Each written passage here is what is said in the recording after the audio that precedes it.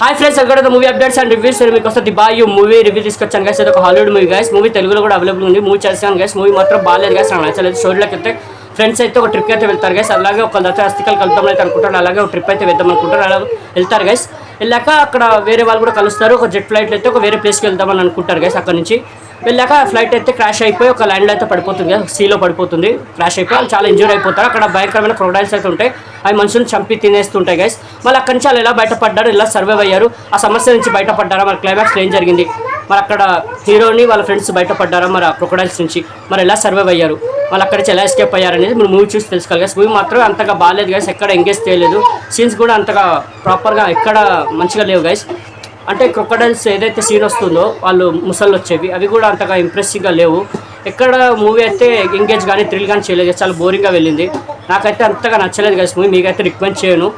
ఎక్కడ నాకైతే డిసప్పాయింట్ అయింది మూవీ మాత్రం. ఈ మూవీకి రేటింగ్ నేనైతే 5కి 1.75 ఇస్తాను. అది కూడా పర్ఫార్మెన్స్ బాగున్నాయి కొంతమందివి, ప్లస్ అక్కడక్కడ వచ్చే కొన్ని సీన్స్. కానీ తప్ప మూవీ అయితే పెద్ద డిసప్పాయింట్ గైస్, అంతగా నచ్చలేదు. మీకైతే రికమెండ్ చేయను. ఓకే గైస్, మరిన్ని మూవీ అప్డేట్స్ కోసం please like, share, subscribe movie updates and reviews guys. Thank you.